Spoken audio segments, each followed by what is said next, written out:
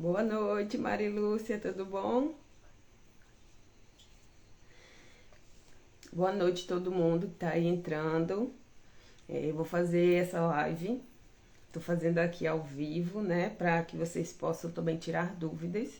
E eu resolvi hoje falar sobre um tema que muitas pessoas já me perguntaram, né? Quem acompanha aí minha rede social sabe que no início da pandemia eu tive um problema no intestino e até hoje, né, tô com esse diagnóstico, faço tratamento e muitas pessoas já me pediram para falar sobre o meu diagnóstico.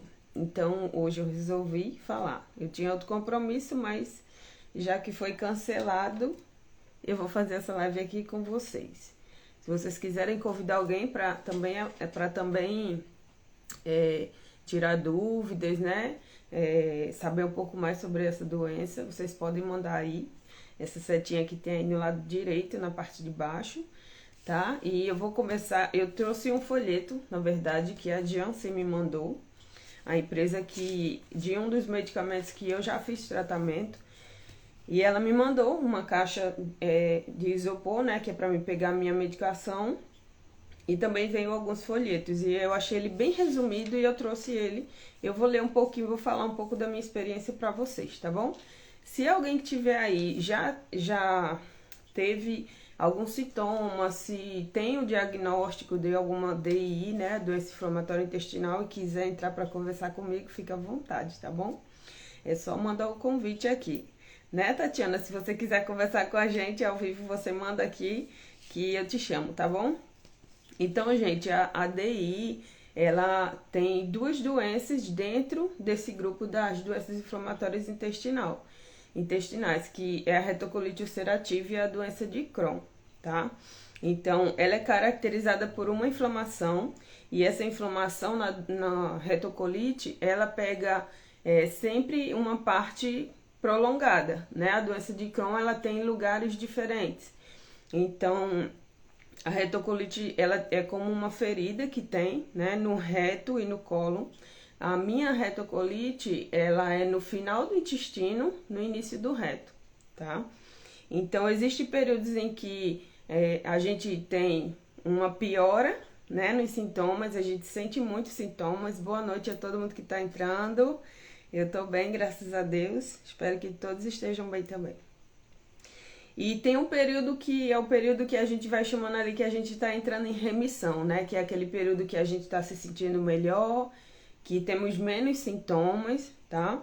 E a retocolite normalmente aparece em duas fases distintas e isso é bem interessante, porque frequentemente ela aparece entre os 15 e os 30 anos de idade e menos entre 50 e 70 anos, tá? Então, esse período entre 15 e 30 anos de idade foram períodos que eu sofri bastante, mas eu sempre deixava pra lá, né? Ia levando a vida. Há um tempo atrás, eu acredito que há 1 a 2 anos atrás, eu tive uma lembrança de que quando eu tinha uma faixa dos meus 15 para os meus 16 anos, eu fui no centro ali na Lagoa com meu irmão e um amigo dele. E essa memória veio muito forte em mim. E eu lembrei que, caramba, se eu tivesse tratado lá no início, né, eu não teria sofrido tanto com essa doença. Mas tudo bem, né? Para tudo se existe um propósito na nossa vida. E eu lembro que a gente estava lá no centro, né, e tal. E eu fui tomar um sorvete, gente. E eu não estou desmerecendo os sorvetes que vendem na rua, não. Não é isso. O que eu estou dizendo a vocês é: eu fui tomar o sorvete e eu mal comecei a tomar o sorvete, eu senti uma dor, uma pontada muito forte, era muita dor no lado esquerdo da minha barriga. E aquilo ali eu disse pro meu irmão, Tiago, vamos pra casa que eu tô sentindo dor e tal. Quando eu cheguei em casa, eu só lembro que eu deitei na cama e eu apaguei. Era muita dor, muita dor. Eu nem falei com ninguém que eu tava sentindo dor. E quando eu acordei, eu tava bem. Então, é mais ou menos nesse período dos 15, 16 anos aí que é onde parece. E até os meus... Hoje eu tô com 38 anos, né? Faz o que vai fazer 3 anos que eu tive o diagnóstico. Então, quer dizer, essa doença... Eu já tinha doença, porém ela estava ali, né? Moderada ali, estava tranquila, né? De vez em quando eu tinha uns sintomas. Tinha algumas comidas que eu comia que estufavam minha barriga. E eu achava que, não, isso é besteira. Tinha vezes que eu comia e eu tinha que deitar no chão com a barriga na cerâmica. Quem já fez isso aqui, né? Para aliviar a dor. E eu sempre achando que, não, isso é normal, é normal. Então aqui entra, né, que realmente eu tive esses sintomas entre os 15 e os 30 anos, né? Só que a minha crise veio há pouco mais de 2 anos atrás, que foi onde realmente começou a ter os sintomas mais graves, né? Então a retocolite é uma doença crônica, ela é uma doença sem cura, porém através dos tratamentos a gente consegue ter uma vida, um bem-estar, né? Uma vida mais a gente começa a ter mais qualidade depois que inicia o tratamento, tá? Então, tipo, ela começa a ser um pouco mais controlada. O que que causa, Daniela, essa doença? Na verdade, não se sabe ainda as causas, né? Eu lembro que o meu primeiro médico, ele disse assim que normalmente pessoas que têm um alto nível de estresse, uma má alimentação, então tudo aquilo que a gente já sabe que tem que evitar, a gente não evita, né? E realmente eu tinha um nível de estresse altíssimo. E comer pra mim, tipo, eu não gostava de comer. Pra mim era quem me conhece aí, sabe, né, que andava comigo e tal. Sabe que eu gostava era de pipoca, de guaraná, de energético, né? Eu bebia bastante, bebida alcoólica. Então, tudo isso vai ajudando a piorar a situação, né? Mas vai muito também de uma predisposição genética, tá? Algumas pessoas na família devem ter a doença e não chegaram numa crise, não tiveram um diagnóstico e fica igual eu levando a vida, tipo assim, não, isso é normal, essa dor é normal, essa prisão de ventre é normal, essa diarreia distante é normal. E não é normal, gente, procura um médico, tá? Então acredita-se, né, que haja uma predisposição genética e junto com os fatores ambientais, como eu já falei, né, a questão das bactérias, de tabaco, de bebidas alcoólicas, do sistema imunológico enfraquecido, né, são fatores de risco para que venha a desenvolver essa doença, tá? Que é a inflamação do reto e do cólon. E quais os principais sintomas? Vai depender muito de qual a localidade que a doença está atingindo e também qual a gravidade dela, né? Se ela está moderada ou se ela está mais grave. Quando que eu descobri? Eu acredito que foi em abril, foi. Em março começou a pandemia, em abril eu comecei a ter sintomas muito fortes. E esses sintomas que eu tive foi o último, né, que eu disse assim, não, eu preciso ir no médico, que foi o sangue nas fezes. Eu notei que estava com sangue nas fezes, e aí, quando eu vi sangue, eu fiquei desesperada. Eu procurei logo a minha nutricionista, né, a Luana, e eu sentia também muitas dores na barriga no lado esquerdo. Eram muitas dores mesmo, era frequente, quase que o dia todo sentindo dores. Tudo que eu comia, minha barriga inchava e começava a doer, inchava e começava a doer. Eu nunca vi isso acontecer e eu também não acreditava como era possível. Eu tinha prisão de ventre e diarreia ao mesmo tempo. Então, tem pessoas que podem ter só diarreia e tem pessoas que podem só ter prisão de ventre. Então, assim, eu tive os dois ao mesmo tempo. Então, né, estranha, mas aconteceu. Então, pode ocorrer também a anemia, né? Tem pessoas que ela precisa tomar ferro no sangue, né? Tem pessoas que precisam durante todo o tratamento tomar ferro. Depende da perca de sangue nas fezes também. Pode ocorrer desidratação, porque vai muitas vezes, né? Quando o sintoma tá grave, tá, gente? A pessoa, eu mesma eu não podia sair de casa durante alguns meses porque eu ia direto no banheiro com diarreia. Direto, era instante. E a gente não pode ficar prendendo, até porque a gente não consegue prender, na verdade, né? Então, também tive muito cansaço, eu não tive febre, né? Normalmente os médicos até perguntam, mas eu não tenho febre. Não tenho nenhuma lembrança que eu tive febre na minha vida, na verdade. Às vezes as cólicas intestinais, né? Então, cada pessoa vai reagir de uma forma, vai ter sintomas individuais, né?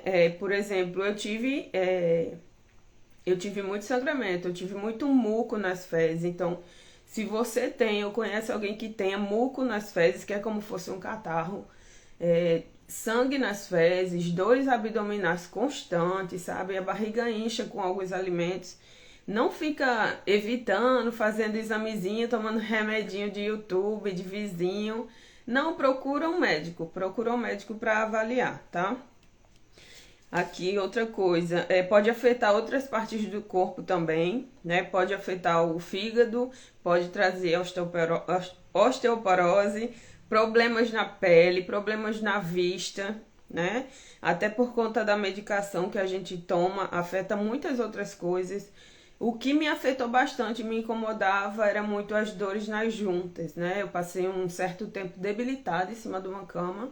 Eu cheguei a pesar 47 quilos. Eu precisei raspar minha cabeça porque eu não tinha forças para levantar meu braço, para lavar o cabelo e eu sentia muita dor de cabeça.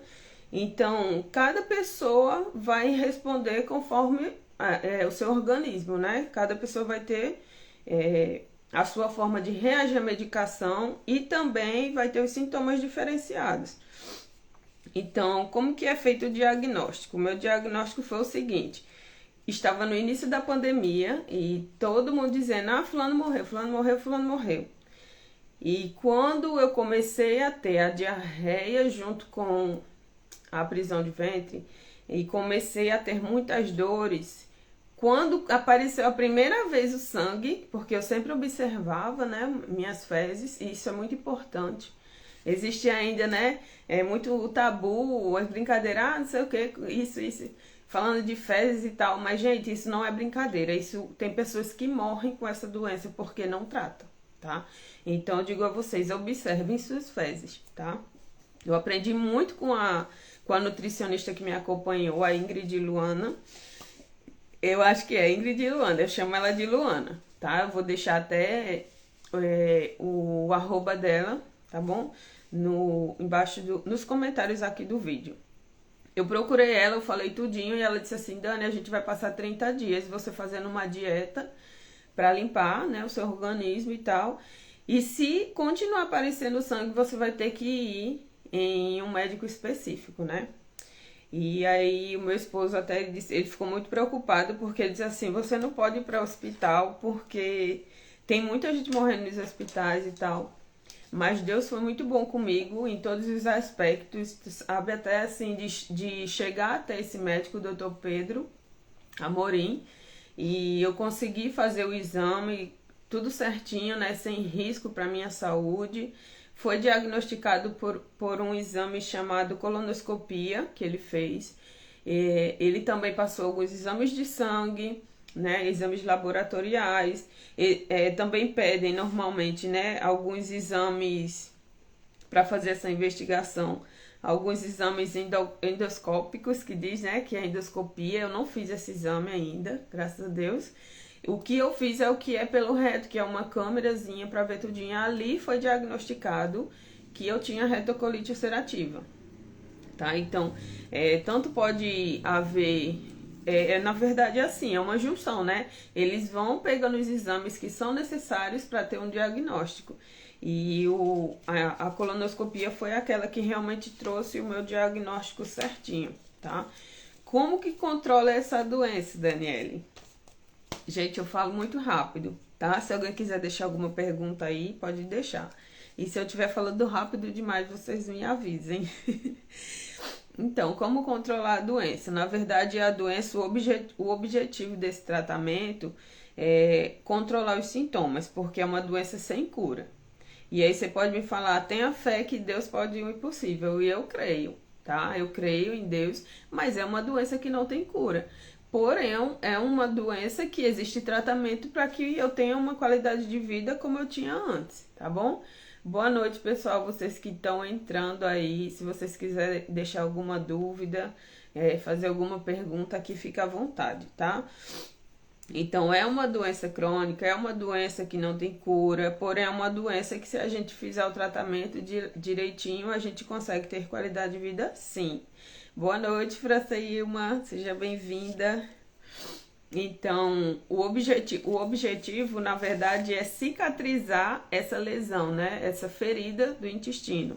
E aí a gente vai chegando lá na remissão, que é não ter mais sintomas, é ter a cicatrização, tá? A redução também, o tratamento ele reduz a necessidade de se fazer uma cirurgia, né? Eu acho que algumas de vocês já devem ter visto aquela cirurgia que colocou uma bolsinha assim na barriga, né? Para que as fezes saiam por ali. Então, quando a gente faz um tratamento e ele evolui de forma boa, diminui as chances da gente ter que fazer uma cirurgia dessa, tá? E apesar de ser uma doença crônica, existem vários recursos que, se a gente aplicar, a gente consegue ter qualidade de vida. Então, o que eu indico para pessoas que têm tanto uma DI quanto tenha outras, né? Isso, Tati, a colostomia. Aqui chegou minha parceirinha. Boa noite, seu Djalma. Então, diminui as chances, né? A gente fazendo o tratamento correto. E é engraçado, né? Assim, eu falo assim, fazendo o tratamento correto. Mas até chegar um diagnóstico, o médico vai passar medicações para ter alívio dos nossos sintomas. Então, assim, o melhor é que a gente consiga ter esse diagnóstico o mais rápido possível. Porque às vezes a gente pode estar até tomando uma medicação que, além de não melhorar, vai piorando a situação, né? Vou deixar um exemplo mais na frente do que eu passei, tá? Então, eu indico que a pessoa, se ela não tiver debilitada, que ela tenha um acompanhamento nutricional, né? Se não tiver condições de pagar, procura pelo SUS, ter um acompanhamento nutricional, ter um acompanhamento psicológico, porque é muito difícil a gente lidar com uma doença que a gente escuta assim, ah, sua doença não tem cura. E aí a pessoa já tem um baque. Aí tem o baque também dos sintomas, que é horrível, né? Então, precisa muito do acompanhamento psicológico para que a pessoa tenha a aceitação dessa doença. Aceitar que ela está doente, mas também compreender que existe tratamento para que ela volte a ter qualidade de vida. No meu caso, eu não voltei a ter qualidade de vida. Eu comecei a ter uma qualidade de vida que eu não tinha, tá? Então, para mim, de certa forma, né, me trouxe melhorias. Tem acompanhamento em uma academia, fazendo pilates, fazendo yoga, fazendo aquilo que te faça sentir bem, tá? Franceilma, eu vou deixar salva. Vou ver se eu consigo aqui deixar salva, tá? A causa da doença, ela não existe ainda uma causa, na verdade, né? Mas são fatores tanto genético, pode algumas pessoas da família terem tido já essa doença e às vezes não ter um diagnóstico. E aí, no meu caso, né, por exemplo, a minha mãe, ela sempre se queixou de prisão de ventre, ela tinha muita dificuldade para ir no banheiro, para defecar, então, assim, por algumas coisas que eu fiquei sabendo da vida da minha mãe, eu consegui diagnosticar, assim, que ela provavelmente também tinha isso, né, só que não teve um diagnóstico porque ela foi levando. Infelizmente ela faleceu por outros motivos e não teve um diagnóstico. Só que eu tive um diagnóstico. Por quê? Eu utilizava muita bebida alcoólica, minha vida alimentar era muito precária, tá? Eu tinha altos níveis de estresse. Então essas coisas vão acumulando e causam o quê? Que chegue numa crise, tá? Vê se ficou entendido, Franceilma. Não é algo que tem um porquê exato, né? A ciência ainda não descobriu o porquê da doença, mas existem alguns fatores que fazem com que ela chegue na crise, que foi o meu caso, tá bom?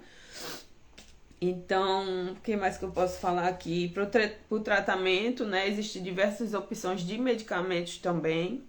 A Tati, a minha amiga aqui, né? A minha parceira também de DI, eu tenho a retocolite ulcerativa, né? E eu vou deixar aí a Tati, se ela quiser colocar qual o diagnóstico que ela tem. Seria bacana se nós dois pudéssemos dividir aqui ao vivo. Tá bom então, Francilma? Qualquer outra pergunta pode fazer, tá? O tratamento cirúrgico ele só é usado em casos gravíssimos, né? Que existem mais complicações e aí realmente não tem como esperar a medicação fazer efeito, até porque, gente, a medicação ela demora mais ou menos uns 3 meses para começar a fazer efeito, tá? Então você vai passar Aí a Tati, ó, a Tati tem a doença de Crohn. Eu conheci a Tati, gente, é bem interessante. Se ela deixar, eu vou postar no History a foto da gente. A primeira vez que a gente saiu juntas, a gente foi comprar lembrancinhas para dar no curso Pérolas. E a Tati, eu entrei num lugar que eu gosto muito de comer os salgadinhos de lá. E ela disse assim, não, não posso comer não. E eu pensei assim, ela deve estar de dieta, né? Eu disse, não, mas uma coxinha não vai fazer mal não. E ela foi comer uma coxinha comigo. E depois que eu descobri a retocolite ulcerativa, né? Aí foi que caiu a ficha assim que a Tati ela tinha doença de Crohn. Foi que ela começou a me dar algumas dicas. Então eu vou deixar essa dica para vocês. Procurem, se vocês tiverem qualquer doença, gente, qualquer doença. Não precisa ser o que eu tô falando aqui, não, tá? O meu diagnóstico não. Qualquer doença que a gente venha a ter, é interessante que a gente possa estar em convívio também, até em grupos mesmo, comunidades virtuais, com pessoas que tenham esse mesmo problema. Porque essas pessoas podem trazer pra gente a experiência delas, né? Porque muitas vezes a gente vai procurar, eu mesma, o que que eu fiz? Eu fui procurar no YouTube, eu fui procurar no Google e os médicos davam cada coisa assim que eu disse assim, gente, eu vou morrer. E eu chorava demais. Teve um dia assim que eu até discuti com Deus e depois eu fui pedir perdão, né? Porque, nossa, eu até me emocionei lembrando agora, porque você saber que você tem uma doença que não tem cura é a mesma coisa que dizer assim, você vai morrer. E aí você olha para sua família e você pensa, o que mais que eu tenho para fazer agora? Né? Ó, eu tenho pouco mais de 2 anos, a Tati tem o diagnóstico há 20 anos. Então, ela trouxe para mim uma experiência muito grande, tipo assim, Dani, não se preocupe, isso é normal, isso vai passar. Então, cada vez que eu conversava com a Tati, me trazia um ânimo a mais. Então, procure estar com pessoas que passou por isso que você está passando, porque ela vai poder te dar algo que talvez a gente espera da nossa família, dos nossos amigos mais próximos, e eles não têm como dar, porque eles não sabem o que a gente está passando. Na verdade, a doença de Crohn e a retocolite ulcerativa já estão até lutando aí, né? Já teve até progresso em colocar ela como tipo o autismo, que é uma doença invisível. Você pode olhar para mim e para a Tati e dizer assim, nossa, elas estão boas, elas, né, já estão curadas, glória a Deus. E sim, glória a Deus, a gente está vivo lutando, mas só a gente sabe como a gente está sentindo por dentro, todas as dores no corpo que a gente está sentindo e que a gente não vai ficar, a gente, ai, tá doendo aqui, ai, tá doendo aqui, ai, tá doendo aqui. Então, assim, a gente vai lutar, a gente vai se sustentar ali, né? Quantas vezes a gente tem que deixar, às vezes, de ir para um lugar que a gente queria, mas a gente não tem condição de ir, porque a nossa mente tá. Só a gente sabe da quantidade de remédios que a gente toma. Ó, a Tati fez 12 cirurgias, né? Ela foi necessário fazer cirurgias. Eu não tive necessidade até hoje de fazer nenhuma cirurgia, né? Então, vou voltar aqui pro folheto. Então, siga sempre as orientações do seu médico. Se você conseguir, pega o WhatsApp dele, tira dúvidas, sabe? Não toma medicação. Eu vou dar um exemplo. Eu fui fazer a extração de um dente, eu falei com o meu médico e ele disse assim, ele orienta, ele passa orientações para os médicos que eu vou, tipo assim, ó, um laudo que eu tenho retocolite ulcerativa. Então, ele explica, né, se tá moderada, qual medicação eu tô tomando, o que que eu posso tomar, o que que eu não posso tomar. Então, eu sempre mando pro meu médico para tirar dúvida. Eu só não vou fazer o quê? Colocar em risco o meu tratamento, né? Então, deixa eu ver mais o que eu posso falar aqui. Siga as orientações. Eu vou falar um pouquinho para vocês sobre como foi o meu tratamento, a questão da medicação. Isso aí, tá? A automedicação mata, gente, tá? Eu fiz até uma postagem, mas eu coloquei um history doando algumas medicações, e só que o Instagram derrubou, porque disse que não pode. Só que eu não estava vendendo, eu estava doando. Mas eu só faço as doações de medicação com a apresentação como que diz lá, prescrição médica, né? Mostrando que realmente é pra pessoa. Então, eu iniciei, foi 2019 ou foi 2020 que começou a pandemia? Eu sei que eu fiz um treinamento no Ceará, em março do ano da pandemia, e quando eu voltei já não podia mais ninguém sair de casa.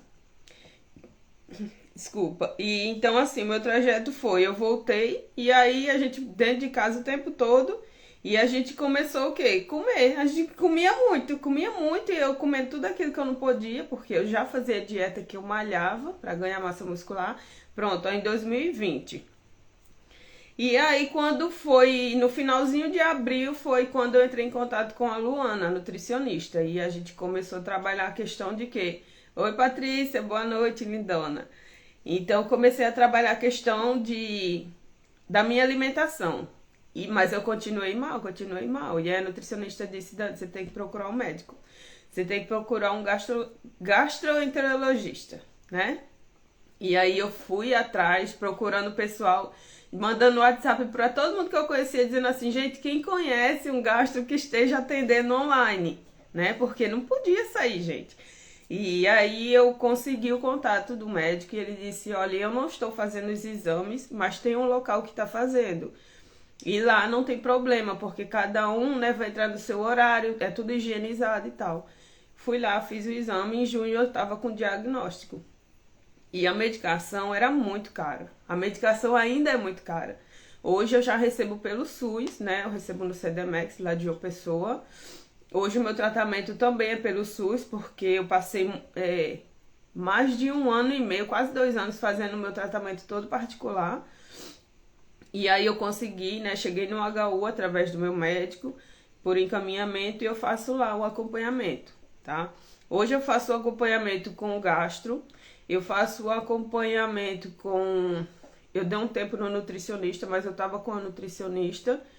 Hoje eu faço terapia com o psicanalista. Eu faço tratamento também psiquiátrico. Eu preciso tomar medicações por conta da ansiedade. Então, eu comecei tomando uma base de 20 cápsulas de medicação por dia. Imagina você ter que tomar 20 cápsulas de medicação por dia durante meses, sabe? Eu acho que o primeiro ano foi o pior ano assim que eu poderia imaginar da minha vida toda. E eu comecei a emagrecer muito. Precisei raspar a cabeça nesse primeiro ano também. A gente se mudou, eu precisei ficar longe da família, né, dos meus irmãos, dos meus pais, até se não tivesse mudado eu teria que ficar longe. Minha imunidade foi baixando, eu fui ficando depressiva, fui procurando no Google e fui vendo cada coisa assim que tava me deixando mais amedrontada ainda. A minha alimentação ela foi restrita durante, eu acho que 1 ano ou um pouquinho mais. Se foi menos, foi muito pouco menos. Mas o meu acompanhamento nutricional era online e teve dias de eu chorar assim com a nutricionista, porque, gente, eu estava no meu período menstrual e eu estava daquele jeito que as mulheres sabem como fica, né? Eu já estava tendo uma restrição alimentar muito grande para ter uma melhora mais rápida, né? Um resultado melhor. E eu chorava, eu dizia assim, eu quero comer chocolate, eu preciso, mas quem me conhece sabe que eu sou muito disciplinada. Então até nisso eu fui muito disciplinada. E aí ela liberou que eu comprasse, né, um chocolate 90%, 70%. E foi o que foi me aliviando, mas eu chorava, porque havia as pessoas comendo as coisas em casa, eu não podia comer, eu tinha que ir pro quarto, sabe? Então, até isso eu deixo uma dica, se você tem alguém na sua família que precisa fazer uma dieta, ela fazendo uma dieta para emagrecer. Tá bom, mas só que existem dietas, gente, que é muito necessária, sabe? A vida da pessoa depende daquela dieta, então tenta fazer com que você possa se encaixar na dieta. Você não precisa parar de comer tudo porque a outra pessoa precisa parar. Mas tenta ajudar essa pessoa nesse processo, porque não é para a vida toda. Minha nutricionista, ela me motivava até, quando ela dizia assim, Dani, você não vai ficar comendo essas comidas para a vida toda, é só enquanto você está em crise. Quando você melhorar, você vai poder voltar aos pouquinhos, você vai conhecer os alimentos que você pode comer, o que te faz mal, o que te faz bem. E realmente, hoje em dia eu conheço muito, eu sou muito grata a Luana, né, a nutricionista, porque eu pude ter ali uma experiência comigo mesma, tipo, isso daqui eu sei que não vai me fazer bem. Isso daqui eu posso comer 2 unidades. Isso daqui eu posso comer um pouquinho mais. Então, hoje eu já consigo me alimentar de uma forma mais prazerosa até do que antes, mas tudo é um processo. E aí eu tomava mesalazina, né? Eu tomava o nível máximo, que era para poder ter um ataque na doença e diminuir os sintomas. Passei alguns meses tomando, depois eu continuei tomando o nível máximo, porque o médico diminuiu e os sintomas voltaram. Então ele voltou ao nível máximo de mesalazina, acrescentou a azatioprina, que é o imunossupressor, né? Acrescentou também o corticoide para baixar mesmo a imunidade. E eu acredito que o corticoide é o pior de todos, sabe? Hoje eu ainda tô muito inchada porque eu passei alguns meses tomando. E aí eu fui fazendo, a cada 6 meses eu fazia todos os exames, inclusive a colonoscopia. E a última colonoscopia que eu fiz com ele disse assim, Daniele, você não piorou, mas você não tá tendo a melhora que a gente tá em busca. Então eu vou te mandar para começar um tratamento imunobiológico. E aí foi quando eu passei pro HU, né? E quando eu cheguei no HU, eu fiz os exames, tudinho. Eu estava tendo melhoras, mas não era algo significante. E aí eu comecei, que foi quando eu entrei, né, na Janssen, comecei a tomar o infliximab, que é uma infusão que faz na veia. A medicação é colocada na nossa veia. E eu passava, se eu não me engano, era 2 horas tomando, mas 30 minutos antes eu passava tomando um antialérgico para não ter reação. Então era muito desgastante, aquelas furadas é muito desgastante. Eu tomei a primeira, tomei a segunda, fiz o exame de nível sérico da medicação e o nível estava bom, só que eu não estava respondendo como deveria. Pelo contrário, antes da terceira dose, quando eu cheguei, eu tive uma piora muito grande, que o médico disse assim, você só não vai ficar internada porque não tem vaga. Porque eu estava pior do que quando eu tive a minha primeira crise. E naquele momento que ele disse isso, eu tive uma crise de ansiedade. E entendam uma coisa, eu sou psicanalista, eu faço terapia, eu cuido de pessoas que têm crises de ansiedade, mas naquele momento, para mim, não tem isso, gente. Cada pessoa reage de uma forma. E aquele momento, para mim, foi horrível. Porque quando eu ouvi o médico dizer assim, a medicação falhou para ela, para mim, tinha jogado tudo no lixo do que eu tinha feito. Tudo que eu tinha sofrido tinha ido pro lixo também. Eu ia voltar a sofrer tudo de novo. E eu chorava na sala, e eu me tremia na sala. E foi quando o médico disse assim, olha, Daniele, você não tá sozinha. Eu tô aqui com você, a gente tá aqui com você. Você vai passar por essa e vai dar tudo certo. Eu vou te encaminhar para um psicólogo, vou te encaminhar para um psiquiatra. E vai dar tudo certo. E a gente vai começar um novo tratamento, tá bom? E, gente, isso é muito importante. Você estar com um médico que tem com você acolhimento, que ele entende a sua dor, sabe? Porque eu já passei por um médico também que não olha para a cara da pessoa, ele dá o diagnóstico de acordo com o que ele está vendo em você e não com o que você está sentindo, que ignora o seu momento de desespero ali, né? Então, assim, é muito importante a gente ter esse acolhimento do médico, dos enfermeiros também, que são muito importantes, os enfermeiros que vai fazer os exames, né? Porque eu acredito que a cada 2 meses eu faço esse exame de sangue. E é bastante exame. Então, assim, é muito desgastante tudo isso. Então, a gente saber que quando a gente chega naquele local ali para ser cuidado, a gente ser acolhido bem, isso traz pra gente uma esperança de que tudo vai melhorar. É tanto que quando eu chego lá na sala do HU, quando eu chego no hospital do HU, eu me sinto bem, eu não me sinto mal lá. Porque eu sei que ali tem pessoas que me compreendem, sabe? Que vão entender o porquê que eu tô chorando. Então, isso é muito importante. Procure médicos que lhe acolha em qualquer doença, tá bom? Então, é importante tudo isso e também é importante manter a alimentação em dia, né? Fazer atividade física, tá? Hoje, depois que deu problema a falha no infliximab, o médico foi para outra opção, que é o vedolizumab, que é o que eu tô tomando hoje em dia, né? Então, a cada 8 semanas eu tomo, na verdade, né?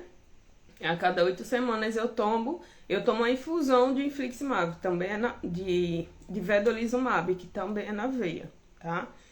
E eu tô tendo resultados bons, tô tendo resultados. Daniele, como você sabe que tá sendo bom o tratamento? Eu sei que tá sendo bom porque os sintomas diminuem, os sintomas desaparecem, bem dizer, né? Desaparecem. Então aí fica a importância de fazer o tratamento certinho, de ter o acompanhamento com o psiquiatra, né? Porque você ter uma doença que não tem cura já é um problema. E aí, quando você aceita, você tem que lidar com os sintomas. Então, não é fácil. Imagina você acordar com planos de viajar, com planos de fazer uma festa, e naquele dia você acorda com diarreia. E aí você tem que dizer para todo mundo da família que não vai dar para me fazer essa festa, não vai dar para me participar, não vai dar para me viajar, porque eu tô indo no banheiro distante. Então, a pessoa já fica naquela pressão assim, como é que eu vou falar isso agora pro pessoal, né? Como é que eu vou desmarcar? Então, nesse período também, eu desenvolvi um autoconhecimento muito grande nas terapias. De que, gente, quem te ama, eles vão compreender que é mais importante você do que uma festa, mais importante você do que um passeio. Que dá pra gente se divertir em casa com você indo no banheiro, né? Então, assim, ter pessoas do seu lado que lhe compreendam, que lhe acolham, que lhe entendam, que lhe dê amor, independente de como você esteja, independente do lugar que você esteja, isso é muito bom para o tratamento de qualquer pessoa. Então, se tem pessoas que você não se sente muito bem, que te traz mal-estar, a gente se afasta. Porque você já tem tanta coisa para, né, pesar no tratamento que você não precisa estar andando com gente que não te considera, tá bom? Eu tenho até o exemplo aqui da Tati, a Tati me compreende, então, tipo, a Tati, né? Ela me faz que às vezes a pessoa pode estar até longe de você, mas você pode fazer uma chamada de vídeo. Eu até faço essa indicação para minhas pacientes, né? De psicanálise. Começa a fazer mais ligação para pessoas que te fazem sentir bem. A Tati é uma dessas. Às vezes ela liga e eu digo, eu não quero atender agora. Ou então a gente fica muito tempo no telefone conversando de chamada de vídeo. Uma vendo a outra, uma vendo as dificuldades da outra e uma fazendo a outra rir. Então procure estar com pessoas que te façam sentir bem, tá bom? Coma alimentos que te façam sentir bem. Alimentos que são prejudiciais. Açúcar, bebidas alcoólicas em excesso. Dependendo do estágio que a gente esteja, né? Se a pessoa tá no estágio grave, ela é restrita de muita coisa, mas tipo, hoje eu devo, né? Às vezes eu falho, mas eu devo evitar açúcar, evitar fritura. Fala aí, Tatiana, o que a gente deve evitar? E farinha branca, gente, o glúten, que é muito inflamatório, tá? E como é uma doença inflamatória no intestino, a gente precisa evitar alimentos inflamatórios. A gente tem que procurar utilizar alimentos que sejam anti-inflamatórios, tá bom? Então, eu acho que é isso, né? Tatiana, você quer deixar alguma coisa a mais? O glúten, o açúcar e a lactose. Eu fiz o teste do glúten e não deu nada pra mim, né? Mas eu percebo que dá uma coceira na minha mão quando eu como alimentos com glúten, que dá um inchaço na barriga. Então a gente vai vendo ali o que dá pra comer e o que não dá, né? E é isso, gente. Se vocês tiverem alguma dúvida, vocês deixem aí. Eu vou ver aqui se eu consigo deixar salva essa live. E aí, se vocês quiserem compartilhar, o importante é, se você tem algum desses sintomas que eu falei lá no início do vídeo, procurem um médico, tá? procurem, porque é melhor você descobrir, ter um diagnóstico de qualquer coisa no início, do que você chegar a uma crise para poder ir procurar um médico. Como a Tatiana está dizendo, cuide da sua mente. Tatiana, é interessante, né? A nossa mente ela é super interligada ao nosso intestino. Então, quando a gente tem, por exemplo, os momentos que eu tenho uma raiva, que ela é elevada, que eu tenho qualquer coisa assim que mexa com o meu emocional de forma negativa, ou até mesmo positiva, mas de uma forma assim, nossa, foi uma surpresa muito grande, foi uma alegria muito grande. A minha barriga ela já começa a dar sinais, tá? Então, assim, quando a gente cuida da nossa mente, então, gente, procura fazer terapia. Daniela, eu não tenho condição de pagar uma terapia particular. Procura pelo SUS um psicólogo. Eu acredito que eu já ouvi falar também que tem psicanalista pelo SUS. Então procura lá um psicólogo, um psicanalista. Gente, não tenha medo de procurar um psiquiatra. Ele vai te ajudar, tá? Ele não vai atrapalhar a sua vida. Passou aqueles tempos que a pessoa ficava drogada numa cama desmaiada. Não é assim, gente, sabe? Não vá pelas coisas que falam. Vá você vivenciar o que você precisa vivenciar, tá? A Tatiana, ela foi lá em casa uma vez com o esposo dela, o Guilherme. Eles vieram visitar a gente aqui em Lucena. E ele trouxe um presente pro meu esposo. Ele trouxe uma blusa de presente pro meu esposo. E a Tatiana trouxe um presente pra mim. Ela trouxe um pacote de macaxeira descascada. Então, tipo, pra mim, não, prova de amor é isso. Não precisa, sabe? É a pessoa saber que a outra não pode comer e, tipo, evita de comer aquilo. Isso é uma prova de amor, gente. Sabe? É tipo, não, eu vou deixar pra comer quando eu estiver fora de casa, porque eu sei que ela vai ficar com vontade de comer. Então, isso é ter empatia pela outra pessoa, pela situação dela. Porque vai chegar um tempo que ela vai poder comer e vocês vão poder comer juntos, tá? Eu tô um pouquinho com a fala um pouco ruim, mas eu acredito que isso não impeça de levar, né, o conhecimento que eu tenho, né, a minha experiência para vocês. Vou deixar a live salva, né? Eu já tô até fazendo trava-língua aqui. Eu agradeço a presença de todos vocês, tá bom? Tatiana, qualquer dia se quiser fazer uma live pra gente conversar um pouco mais sobre o assunto, você me avisa que a gente faz, tá bom? E quem quiser deixar lá as dúvidas lá ou quiser compartilhar para ajudar outras pessoas a, a enxergarem se ela precisa ou não procurar um médico, eu vou deixar salvo e aí vocês podem compartilhar, tá bom? Vai ser muito bom, Tatiana, a gente poder ouvir a sua experiência, tá? Vai ajudar muitas pessoas, com certeza, né? Eu acredito que nada na nossa vida é sem propósito. Tudo tem um propósito e tudo que a gente vive de experiência precisa ser levado para frente para ajudar outras pessoas. Não, a gente não pode sofrer, gente, à toa, deixar assim, eu sofri e vou deixar pra lá. Não, se a gente sofreu, a gente precisa ajudar outra pessoa que não sofre o tanto que a gente sofreu. A pessoa vai escolher qual caminho ela vai seguir, se ela vai querer sofrer muito ou se ela vai querer prevenir algumas coisas. Mas a nossa parte de passar o conhecimento e evitar que tanto sofrimento cause a outras pessoas, a gente faz, tá bom? Um abraço, um beijo, fiquem com Deus. Que Deus abençoe todos vocês. E agora, como encerra, Tatiana? Como que eu faço, gente, pra encerrar? Eu quero que fique salva. Como que eu faço, Tati? Tu sabe?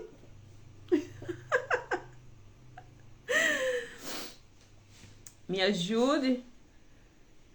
Deixa eu ver.